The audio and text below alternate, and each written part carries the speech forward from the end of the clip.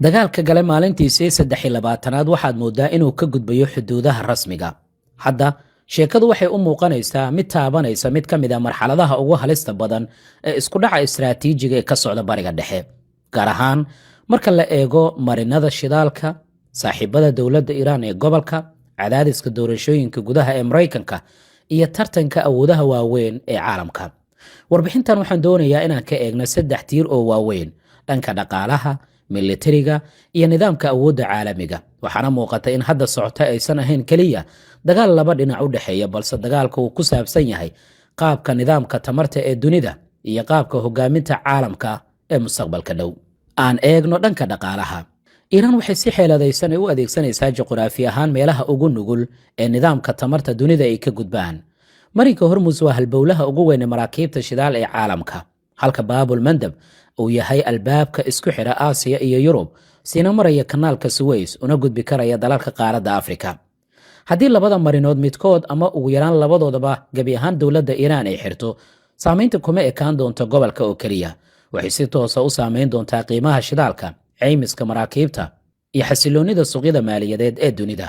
Sacuudiga wuxuu hadda doonayaa inuu adeegsado dhuunta shidaal ee Yanbu si uu kaga baxsado marinka Hormuz. Xukuumadda Riyaadna waxaad moodaa inay hore ugu sii diyaargarowday xaaladahani oo kale.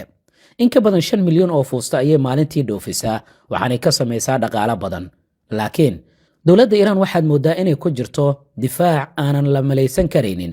Xoutiyiinta dalka Yemen weli dagaalka kuma aysan soo biirin, oo waxaa la doonayaa dagaalka in lagu soo biiriyo haddii dowladaha khaliijka ay qorshaystaan ama go'aan ay ku gaaraan in dagaalka ay ku soo biiraan.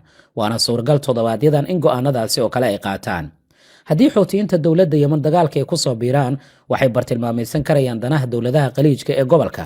Sidoo kale nudhuumaha shidaal ee Sacuudiga ee hadda shaqaynaya waa suuragal inaanay sii shaqaynin. Qorshaha badbaadada ee dowladda Sacuudiga horey kaga fikirtayna waa uu wiiqmi karayaa. Taasi waxay Iiraan ay siinaysaa awood ay ku abuuri karto shoog kale oo ku saabsan dhanka tamarta, oo la mida wixii dhacay taariikhda sanadkii 1973. Si gaar ahaaneed haddii sharuukac uu ku yimaado qiimaha shidaalka, wuxuu saamayn doonaa qaaradda Yurub, Jabaan iyo wadamada kale ee qaaradda Aasiya ee dhaqaalahooda uu soo korayo, halka Ruushka suuragal ay tahay inuu ka faa'iidaysto shidaalkiisa oo hadda la doonayo ama loo tartamayo sidii loo iibsan lahaa. Iiraan waxay haysataa kaar kale oo cadaadis, oo haddii la bartilmaameysado xarumaheeda shidaalka, waxay ku jawaabi kartaa inay bartilmaameysato xarumaha biyaha lagu safeeyo ee dowladaha khaliijka iyo xarumaha tamarta ee Israa'iil. Sidoo kalena waxay gebi ahaanba xiri doontaa marinka Hormuz. Xaaladda duniduna way ka sii dari doontaa, dagaalkuna wuxuu noqonayaa mid saameyn ku yeesha guud ahaan caalamka. Dhanka militariga, marka la eego istiraatiijiyadda dowladda Iiraan ma ahan mid ku dhisan guul degdeg ah, oo waxay doonayaan dagaal waqtigiisa dheeraado, qarash badanna uu kaga baxo cadowga, taas oo ku qasbi doonta Mareykanka iyo Israa'iil inay dib ay u akhriyaan istiraatiijiyadooda dagaalka, ugu yaraanna ku qasbi karta dowlado badan inaanay dagaalka ku soo biirin iyaga oo eegaya dhanka dhaqaalaha iyo istiraatiijiyadda ciidanka, iyo inaanay dani ugu jirin in dagaalka qayb ay ka noqdaan. Iiraan waxay doonaysaa inay adeegsato isku darka gantaalada, diyaaradaha darooniska, Xuutiyiinta iyo Xisbullah. Taasina waxay cadaadiska ku sii kordhin doontaa Mareykanka, waxaana usii dheer cadaadiskeeda marinbiyoodyada muhiimka ee ay gacanta ku hayso. Tani waa qaab dagaal oo ah mid aanan sinayn, oo ah mid hore loogu bartay Ciraaq iyo sidoo kale Afghanistan. Awoodda militari ee dowladda Mareykanka oo aad u weyn, waxaad moodaa hadda in si fudud guul uusan ku gaari karaynin. Maxaa yeelay dagaalkii ayaa lagu ballaariyey, sheekaduna ma ahan xisaabtii la isku dhifsaday markii hore. Xuutiyiinta dalka Yemen waxay noqdeen kaarka ugu qiimaha badan ee Iiraan ay haysato marka la joogo badda cas, sababtoo ah waxay awood u leeyihiin inay saameyn ku yeeshaan ganacsiga caalamiga iyagoo aan si toosa u gelin dagaalka Iiraan ay hadda hogaaminayso. Haddii weerar lagu qaado kaabayaasha tamarta ee khaliijka ama xarumaha biyaha macaaneeya ee gobolkana, waxa si degdeg u kordhi doona khatarta dagaalka, waxaana uu ku baahi doonaa guud ahaan gobolka. Dhanka tartanka caalamka marka laga eego, xiisadan waxay si toosa u saameynaysaa loolanka u dhexeeya Mareykanka, Shiinaha, Iiraan iyo sidoo kale Ruushka. Mareykanku wuxuu doonayaa inuu ilaaliyo nidaamka marinbiyood ee caalamiga, sidoo kalena wuxuu doonayaa in awoodiisa oo dhan uusan u adeegsan dagaalka. Laakiin hadda waxaad moodaa durbaba Mareykanka inuu la kulmayo saameyn ballaaran, maxaa yeelay diyaaradihiisii ugu muhiimsanaa ayay Ruushka iyo Shiinaha shayada sare kala socdaan, sida ay waxyeello ugu soo gaarta ama ay ugu dhibtoon yihiin dagaalka dowladda Iiraan.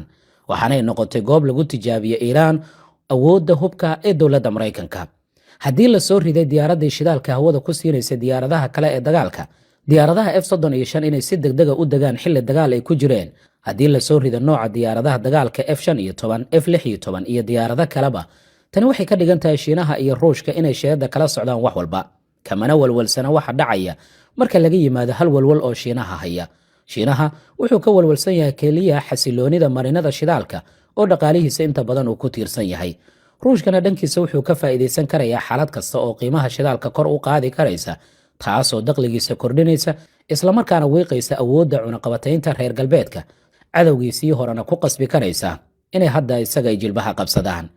Sidoo kale arrinta muhiimka ah waxay tahay in Iiraan ay isku dayayso inay dagaalka ay ka dhigto mid lakabyadiisu ay kala duwan yihiin, taasi oo micnuhu yahay in weerar kasta oo Iiraan lagu qaado si toos ah u dhalin karaya jawaab ka baxsan xuduudaheeda, gaar ahaan Khaliijka, Badda Cas iyo Israa'iil. Tanina waxay Maraykanka ay gelinaysaa xaalad ku qasbi karaysa inuu difaaco saaxiibadiisa gobolka, taasoo kordhinaysa dhaqaalaha dagaalka, sidoo kalena adkeyn karaysa in guul siyaasadeed oo degdeg ah la gaaro. Marka la eego sawirka guud, marka waxaa muuqata in istiraatiijiyadda dowladda Iiraan ay ku dhisan tahay inay kordhiso dhaqaalaha dagaalka kaga baxaya cadowga halkii ay raadin lahayd guul militari oo toosa, halka Maraykanku isku dayayo inuu ilaaliyo xasiloonida marinada caalamiga iyo saaxiibadiisa gobolka, isaga oo aanan gelin dagaal dhanka dhulka ah. Xaaladda labada dhinac waxaad moodaa marka inay kasii darayso. Xiisadda hadda jirtaana waxay ka badan tahay dagaal caadi ah, waa loolan ku saabsan cidda maamuli doonta marinada tamarta ee dunida iyo cidda qaabayn doonta nidaamka awoodda bariga dhexe sanadaha soo socdo.